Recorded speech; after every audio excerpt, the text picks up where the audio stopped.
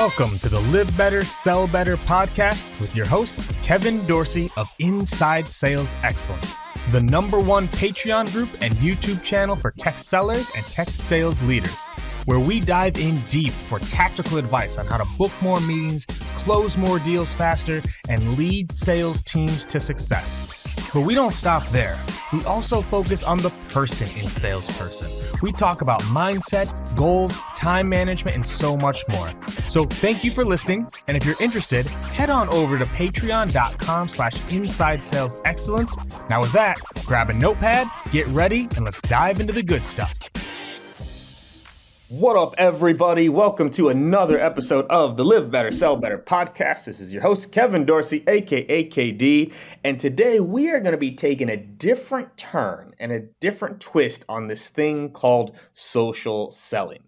Because as big of a believer I am in that social selling can happen, I do not believe you actually can socially sell.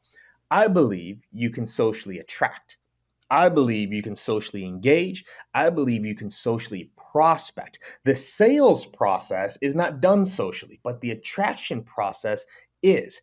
And that is why I'm so excited to have Brandon Lee on the show with me today. He's the founder and CEO at FunnelAmplified, and this is what he does.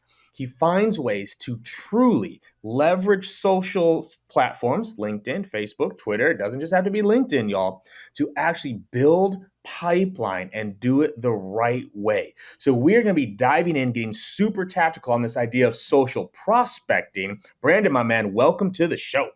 KD, thanks so much for having me. I'm excited. Big listener of the show. I'm so happy to be here. This is great, man, because when you reached out, it's like just the word social prospecting. I'm like, I need to talk to this guy because everyone always says social selling. Sellers should be social selling, but that's not really what's happening here. So when you say social prospecting, what do you mean? Let's start right there. Well, let me tell the story to set it up. I was at a networking event, for lack of a better word. It was live. It was pre-COVID. And there's like 5 of us standing around in a circle. Everybody had a cocktail, beer, drink, wine, something in their hand. And we're chit-chatting, right? We're all getting to know each other because that's what you do. That's the way this whole prospecting, networking stuff starts.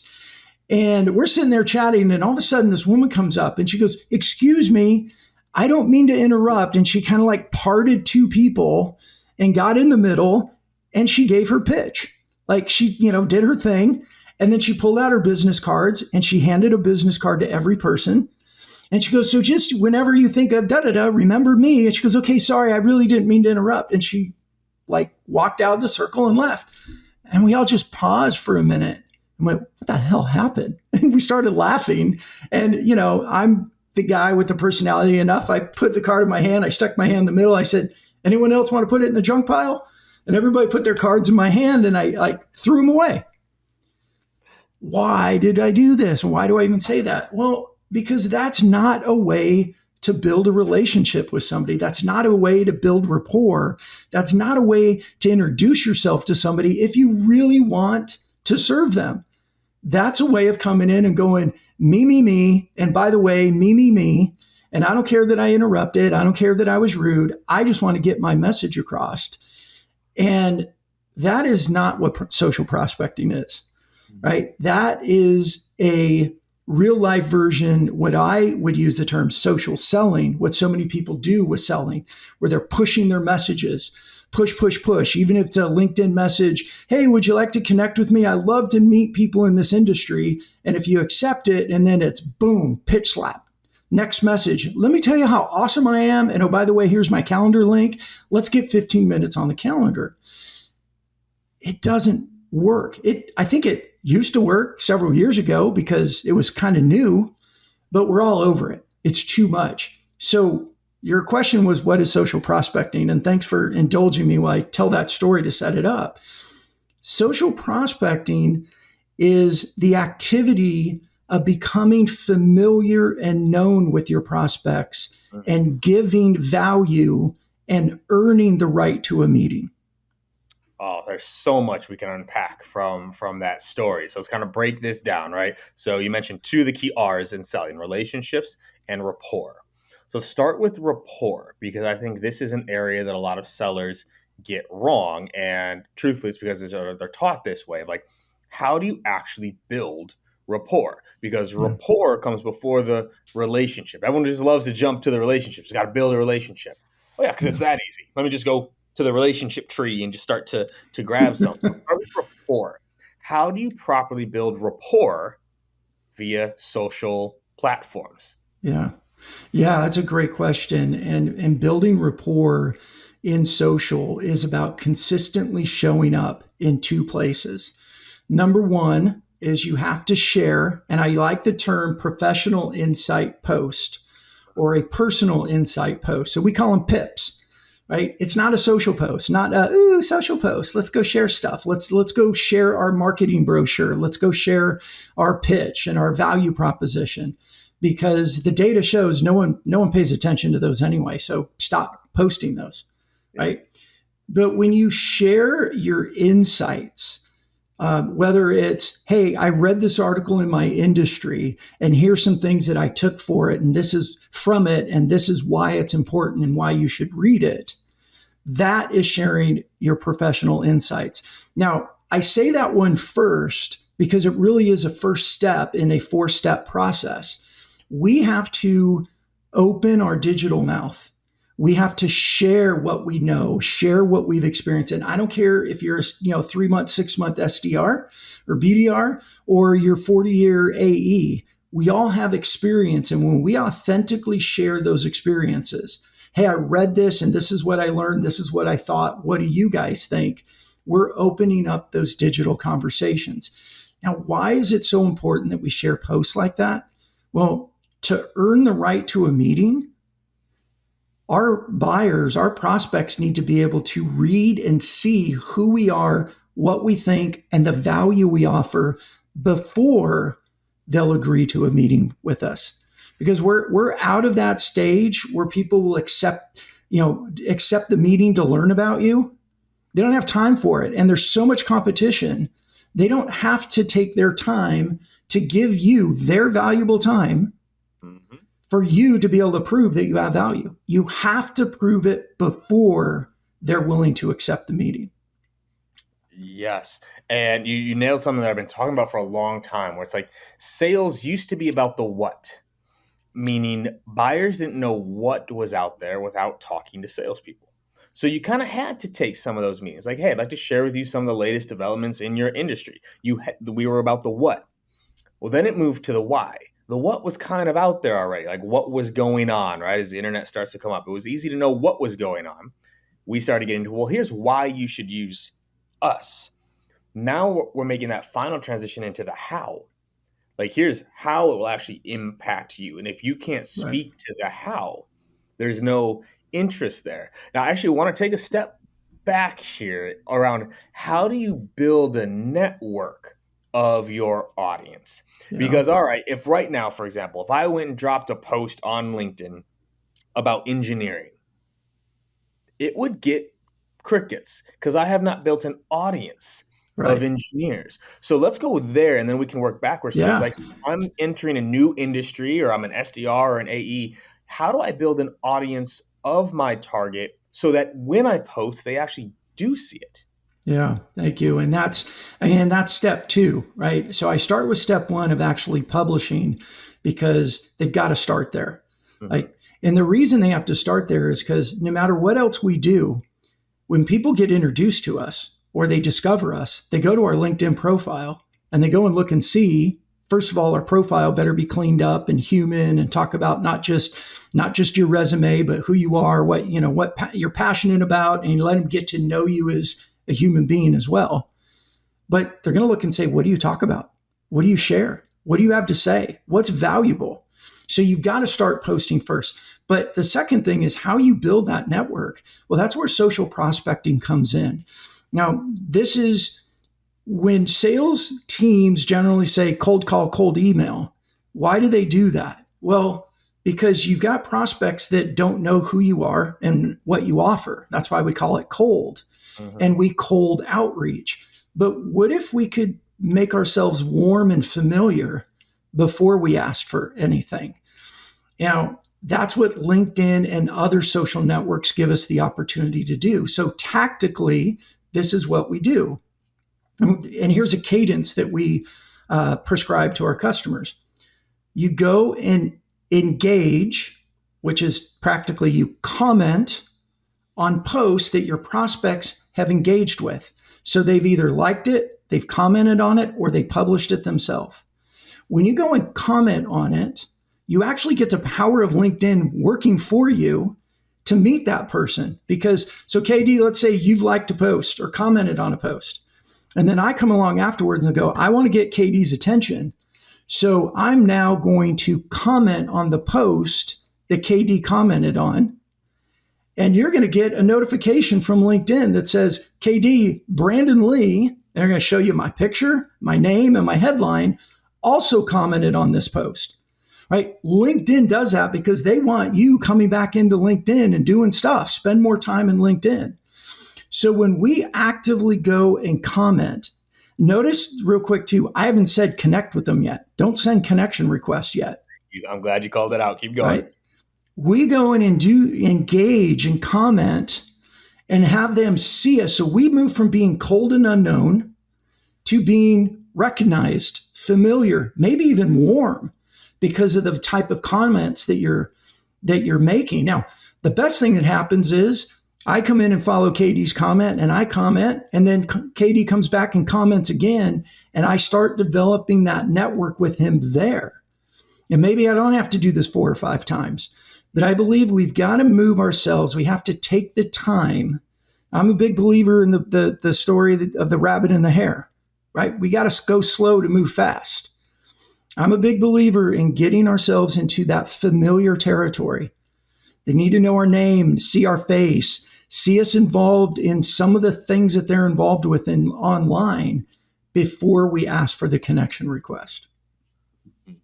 No, and I love where this is going because I forgot about this until you started going. I was like, this was maybe a year and a half ago or something I did. I made up a new acronym called BBAS, which stood for brand building as a skill, right? Once you know how to build a brand, that's a skill that follows you. And that was one of the things I talked about is if I were going into a new industry, I'd find all the thought leaders in that industry, all the people that are putting content, and I'd follow them and I'd gauge on every single post and I'd comment and ask questions. I'd ask other people questions in the comments and just get that ball rolling. And that's how you start to build that awareness. So, okay, I love this I'm pumped for this. This is how you're supposed to go after it. So, okay, so I'm starting to engage, right? I'm starting to comment. What would be an example of a good comment though? Because I think reps oftentimes like, oh, you're right, Brandon. So I go to Brandon's profile and say, great post. Love this. Talk to me real quick about like how to comment real fast. Yeah. So I think one of the and we've got a program that talks about that, right? It's really just how to build rapport with people. Like we've done that offline. So one of the big things I like to tell people is just close your eyes and imagine you're face to face with them, or you're in a small group and they're talking. Take their post and turn it into real life. How would you respond? There's easy things. Ask a question. Tell a story of what it reminds you of. Relate it to a client. Even tag a client or a prospect. Hey, this is kind of like what we were talking about the other day. What do you think about it? Like, these are the types of things that we do to build rapport in real life. If we're in a circle, we don't just go, hey, good job. Like, no, people are going to look at you like, what are you doing? Right. So we've got to think about it in that live event and respond the way we would. Ask questions. I mean, that's number one, ask a question. Number two, relate it to an experience that you have and then ask for a clarifying. I had an experience one time that, is that what you mean? Right? The third one, tag other people and relate to a conversation you've had. And it could be a colleague, it could be a coworker, it could be a friend, it doesn't matter. Tag other people. It's really just the art of including yourself into a conversation. Now, here's where it's also so valuable and why salespeople have just got to get over the fear of commenting and start doing it and trial and error and figure out what works best. The percentage of people that actually comment is so low that you immediately put yourself into a new category. Mm-hmm. And you immediately get people seeing you, recognizing you as a voice, and your inbound connections will start growing dramatically. No, this is the tactical stuff that people just need to be doing, right? And I like that you clarified how to do like the questions. Oren Clough talks about this in his recent book on Flip the Scripts. He's like, ask a status alignment question, meaning a question that only someone on the same level could ask, right? So it's like, okay, you've read something about this before. You can ask an educated question, not right. Just, oh, like, what do you mean? Or how has this worked in the past? But like really like a status alignment question. So, right. All right, now we're building. So we're starting to comment, starting to engage, starting to be, like in their circle, right? At least in their realm. They're seeing the face, they're seeing the name a little bit. Now can I connect, Brandon? Now I can do it? Okay, yes. So what I like to prescribe, and the number varies based on people's experience level, the experience level of the people they're trying to get. But I like to use a number 4 or 5, but engage with them 4 times. Get yourself in front of them at least 4 times. Try, go comment on their comments. Mm-hmm. Let them get to know you. And now we can craft a connection request that's more human. KD, I keep seeing you on posts that I'm commenting on. You're commenting on them. I was looking at your profile. You look like it's somebody I'd really enjoy meeting. Is it okay if we connect? That's the type of connection request. Because for me, if we're sitting around with a group of people and we're all talking and, everyone's kind of taking turns sharing, that's what I would do afterwards. I go up and go, man, Katie, you said some really cool things in there. I really like the way you think. Could we exchange business cards, right? Back in the day, or would you be open to get a coffee or go grab a beer? That's the way we network. That's the way we expand our influence and get to know people. I'm loving this. I've never heard it phrased this way, and it just makes so much sense of like, how would you do it at an in-person meeting? How would you do it if you met someone face-to-face or had just spoken on stage, and how would you interact there? I really love this premise of like, what would I say to them? Like, how would I approach it if I liked something they did or I wanted to get to know them, right? Because to your point, you wouldn't just walk up to the stranger 100% and say, hey, could we grab coffee? Right. Like, I mean, you can, right? Like you could do that and eventually it would work, right? Like you ask 100, you ask 1,000, someone's going to take you up on that free coffee, right? But right. I like this. And so now talk about the connection request a little bit more, because this is a place that's getting a little bit more and more like pushback around like, oh, should you personalize it or should you not? What is your take there? Yeah. Well, I think if we do the setup the right way, we actually go in and start networking and we comment. And yeah, we're doing this for a reason. I mean, this is strategic outreach. This isn't passive, oh, social media, it's so cute. This is very strategic outreach, right? This is pipeline building. So we're doing it for a purpose. Mm-hmm. But if you've engaged with them, and that's why I say 4 or 5 times, maybe in some things you want to do 6, but when you become familiar, you're no longer cold. They recognize you because of their commenting. Then I think it's totally okay to send a connection request, and you should personalize it because you've already been engaging with them. You've already invited yourself and entered into their world. You better personalize it to make it what I think is more human and to trigger for them, just in case, because we're all busy, how they would remember you. Mm-hmm. As I kind of gave that example at KD, I saw, you and I have been posting on the same post, that post that, Owen did on this, like just give that familiarity because we will accept connection requests much more from somebody we're familiar with than somebody who's completely cold. Yeah. And that's all walks. That's when I walk my teams through. Actually, literally, I'm giving a presentation at an SKO tomorrow on this. And going like the entire point of a cadence of a multi-touch process is to build awareness and familiarity. That's the point, right? Yeah. Where they recognize the name, they start to associate like, wait, I might know who this person is. And Right. social warms up the emails warms up the social warms up the calls warm up the emails. Like it all starts to work Yes. together because you start to show up in different places.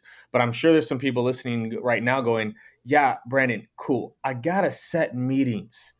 I'm not here just to comment and like, Hmm. when do I set, how do I set a meeting with this? How do I actually Yeah. generate the pipeline?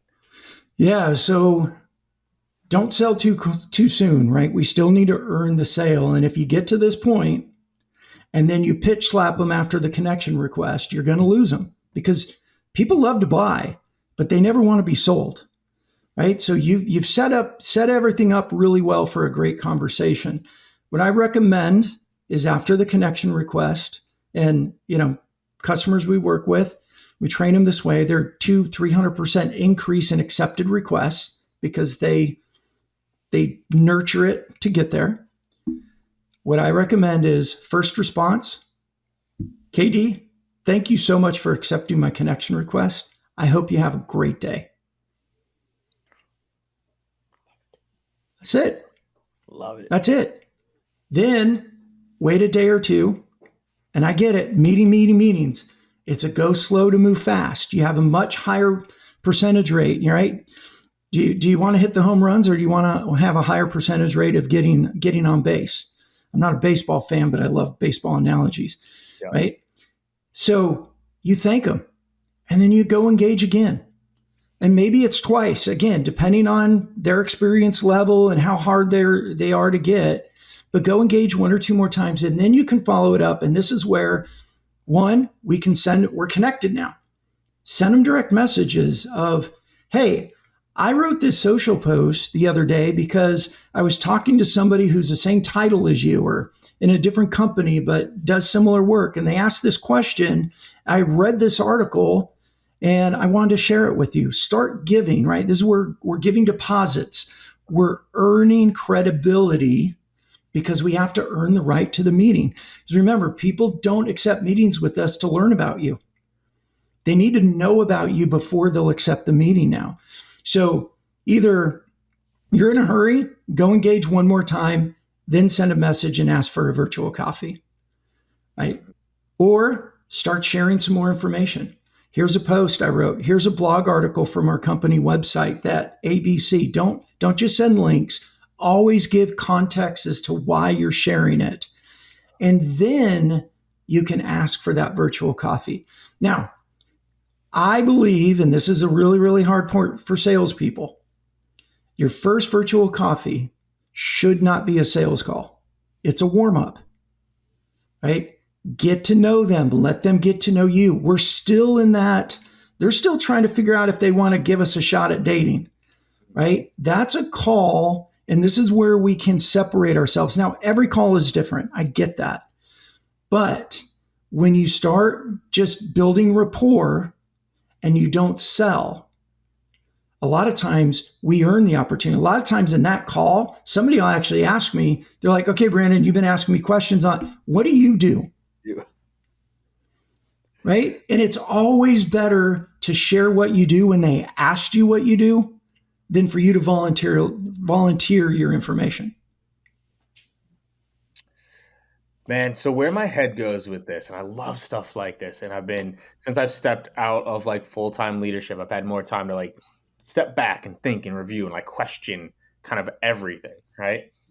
How long should this take before you think it starts to Yep. like generate results? Because what's gone through my head a lot since stepping out is like, if I were really actually trying to do this right for the long term, not for the short term, it'd be like 6 months of nothing but this, right? Mm-hmm. With a team. Like you're not even trying to set meetings right now. Like it's literally the brand, the outreach, the connections, the industry knowledge, the industry insights. but like taking 6 months, if I had a team that did that for 6 months, what I believe they could produce over the next 2 years Right. would trounce anybody and everybody in that space. So, like, how long do you think this would take before you start to see dividends on this? What if I told you it was less than 30 days? I'd be super fired up. Yeah. I think it's a 2.5 to 3 week cycle that you can put somebody through that. And you can put, 50 to 100 people through that or more, depending on, this is where repetition, getting comfortable with commenting, getting more like salespeople, we have to hone our craft, right? Professional athletes, they train 95, 96% of the time or more. They only play 1% to 2%, right? Except for baseball. It seems like they're always playing. But in salespeople, we need to hone our craft. Get better at commenting. When salespeople go, oh yeah, I don't know how to comment. Well, figure it out. It's your job. You want to build pipeline. You want to book meetings. You need to go and engage and talk with people where they are, not where you want them to be. And if they're not answering their phones, was it 79% of calls that come from an unknown number go straight to voicemail? If they're not answering your calls, and we know what's been happening with email since COVID because everybody in the world had the same great idea, send more emails, right? Email, the efficacy of emails dropped. We got to go where they are and we have to introduce ourselves in a different way. And social is efficient. If your travel budgets are getting removed or your conferences aren't happening, I can sit at my desk all day long and do this with hundreds of people a week and book new meetings all the time.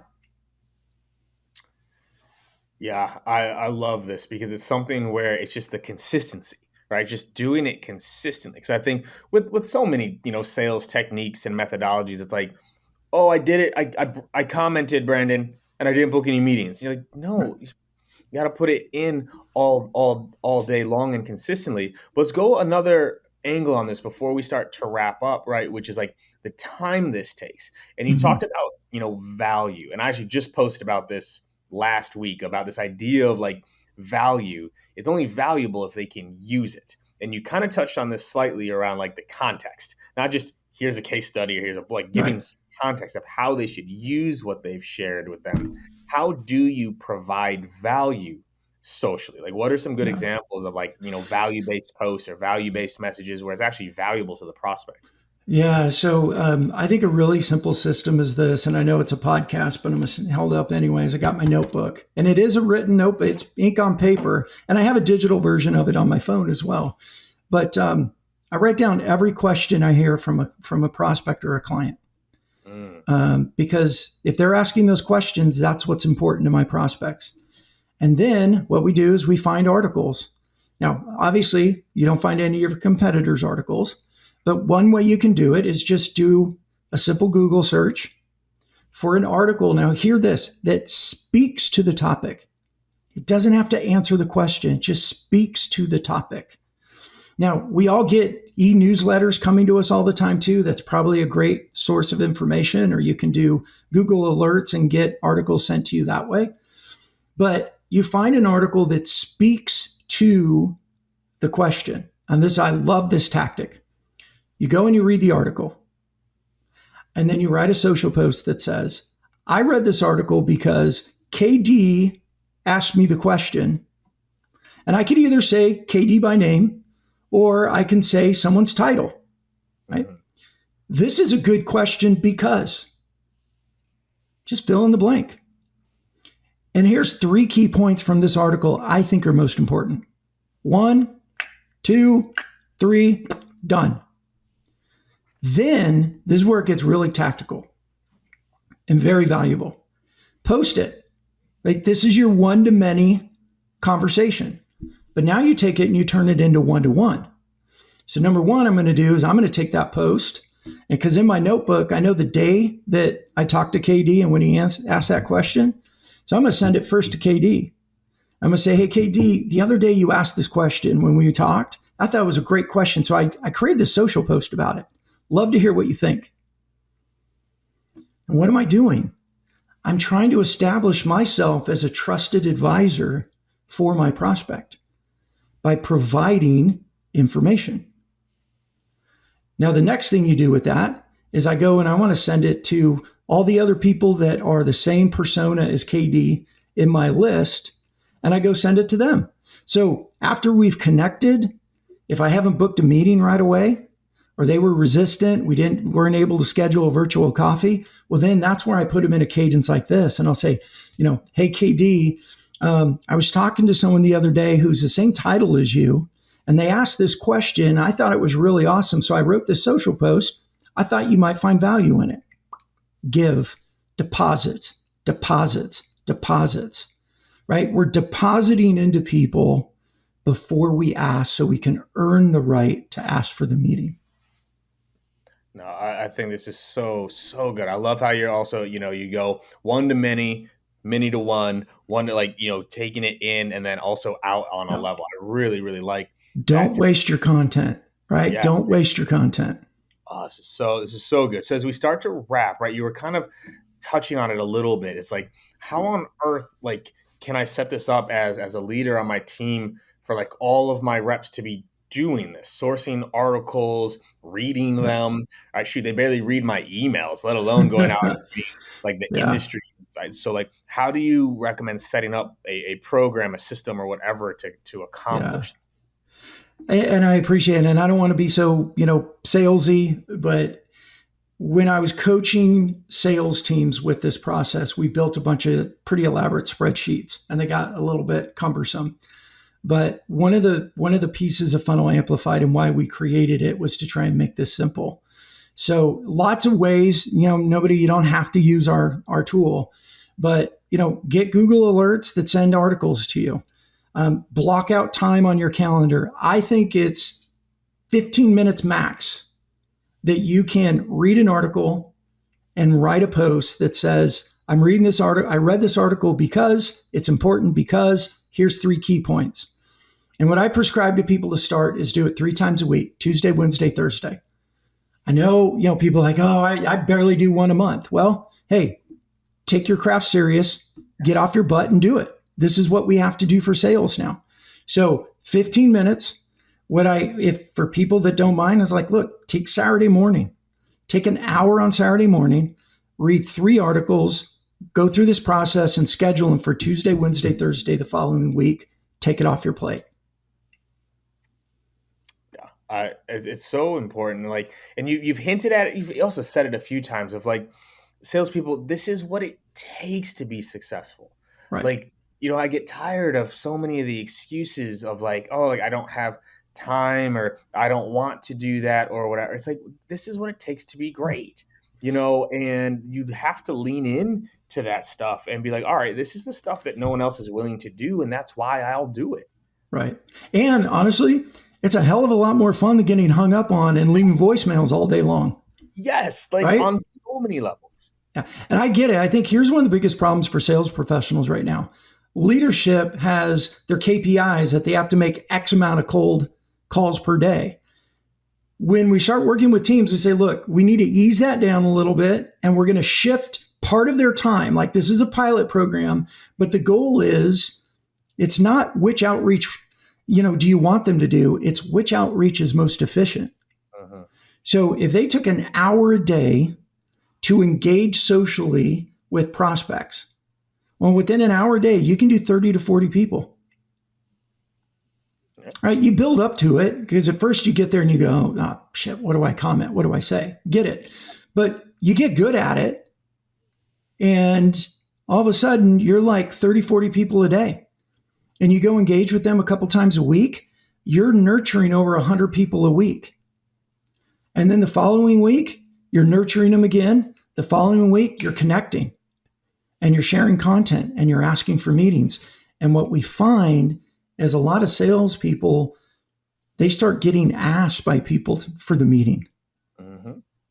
Because they stand out. Their one-to-many content of a social post is sharing what they think, what they know. And here's a data point that should excite any sales professional out there right now. 1%. 1% of LinkedIn registered users post at least once a month. It's crazy. It's You just want an opportunity to stand out and be totally different and be known? Just show up. it's so crazy to me, and it is. This is something where people will talk about it, but they won't be about it. They won't actually do these things, and it quite literally can change your career, borderline change your life. LinkedIn has changed my life, right? From doing this and doing this on a regular basis, and just being willing to do what others are not willing to do. Right. And that's how you separate yourself in the market here. And I think what I love, I talk about this with my team sometimes. It's like if you were to go head to head with someone, right? If you were to go head to head, right, your way versus like, the templated email, spray and pray, make like $70 a day, they might beat you the first month. Maybe. That's a strong maybe, but they might get you the second month. By month two, month three, month four, Yep. it won't even be close in terms of who's producing more. And then it also won't be close in terms of who's enjoying life more and who's enjoying, That's it. right, and going Yep. through it. And it's this focus on speed. It really kills everybody because it's like there's no argument to it. It's just you got to slow down for a second and let it build up. And it's a better way to sell, which is the whole premise of this podcast. And is my final question for you here, right? Is the concept behind this too is live better, sell better. So I also have this Mm-hmm. weird idea, right? Like, what if we took better care of ourselves? And what if we made the job more enjoyable? And what if we had more energy or fulfillment or happiness in life? I firmly believe that the sales would go up from that as well. Absolutely. What would your live better advice be for people Yeah. listening? What would the parting thought be? So the live better is when we do this in social media, especially getting comfortable with who you are and being fully yourself, Mm, right? And being good with that. You don't have to hide, this stuff. It's social media, I get it, but people like to do business with people who they know, like, and trust, right? Social is just that. And we talked about at the beginning, when you're in a live networking event, what do you talk about? We don't talk about business right away. We don't walk up and stick our brochure in people's faces. We start with the traffic to get here, maybe the weather a little bit. We'll talk about sports. We'll talk about where you live. We talk about your family. You talk about those things. And that's all the precursor of getting to know people. And so be comfortable with sharing some of that content in social media.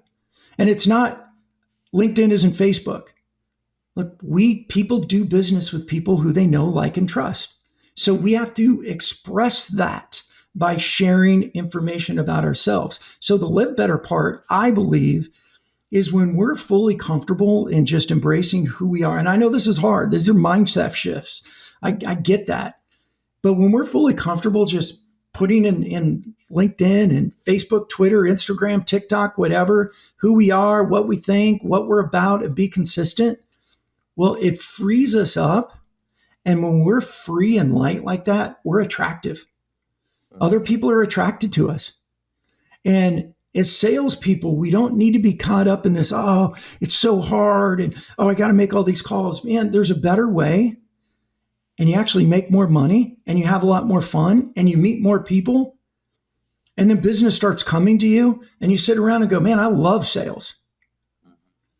But the biggest challenge, I think, is sales leaders. It's still, and I feel totally safe saying this. I'm 52 years old. I've been doing this for 25 years. Um, the older sales leaders, like what we did with cold calling cadences and what we did with email cadences was great back then, but it's not anymore. We got to do different ways to support this. It's time to adjust. Call your audible and do what you need to do because we're not going to win with the same old playbook. You know what's funny about that, man? And I know we got to wrap this. We're already at time. I was like, dang it. Like, I try to keep them to 30, but then it gets too good and I keep going. But, like, surprisingly, though, dude, I had to fight this with my own internal team. Like that 1% posting is not because leadership's telling people not. It's because more often than not, they're still not confident enough to go out and Mhm. do it. I had to like fight my team on this stuff of like, Yeah. yo, I don't want you making 70 calls a day, but if you're not going to do the other things, that's all we're Yeah. left with. You know, like, Right. why wouldn't you sell this way? If I stepped into Yeah. an SDR role, this is all I would do. This in video. This is all I would do Yeah. all day long. And I think that look, times have changed. I think the profile of a salesperson that we hire needs to change. Mhm. Right. I think that people that are comfortable creating content, sharing content, engaging socially, they're going to be much better salespeople than what we've traditionally had. I also think, and I may be out there, but I do think that sales coaching, there's the psychology side of it that's got to shift. Like we're really digging into what works in social media is about authenticity, and most of us aren't comfortable being authentic. That's And another episode right there. yeah, and that's where but that's where the gold is, right? Mhm. That's where the money is. Yeah. So getting over it and test it. And I mean, here's the thing for people. We all suck at things until we start doing it. So it's okay to suck at it for a while. It's okay to make mistakes. Like if you post something out there and nobody responds, man, send the link to me. I'll go comment on it. Yeah. Right? Just get started. Excuse me. And what we do know when we start things, most often the negative Nellies are the first ones that show up. Who freaking cares? They're not our audience. You post and you get someone that says something negative or, oh, what do you think you're a social media person now? Move on. I don't have time for you. You're not going to get me to where I want to be in life. I'm not going to pay attention to that.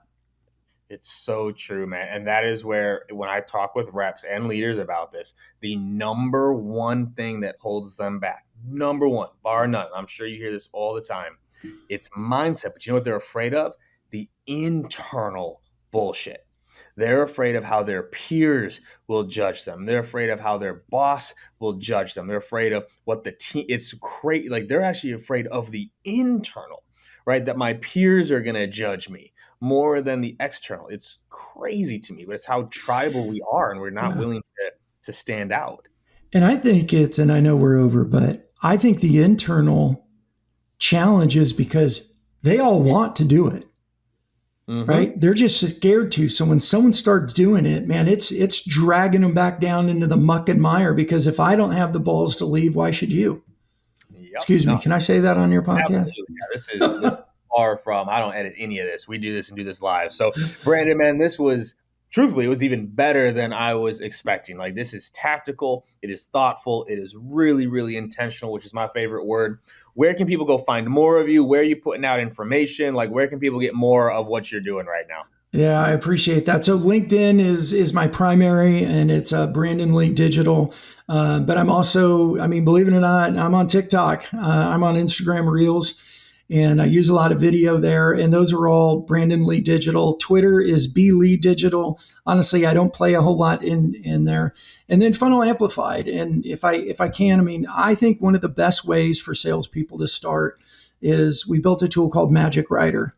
And it's really simple. It's going to bring articles to you based on your keywords in your industry. And all you have to do is read it, let Magic Writer ask you questions, you write your answers, and it converts it into a well-written, engaging social post. And we do free trials with it. We don't ask for credit cards, right? We live in a new world. Nice. You guys want to come try something? We don't ask for a credit card, so you can try it at your own pace, do what you want. But that's FunnelAmplified.com. And Katie, thanks for letting me plug a little bit of Funnel Amplified. I am all for plugging things that I think will help salespeople do their job better, right? This live better, sell better. And if it saves time, it makes it easier, I'm all for it. So we'll include that in the show notes for everybody listening. But Brandon, my man, thank you again so much for your time and energy. This was great. Awesome. Katie, thank you so much for having me. I really appreciate it. Oh, yeah.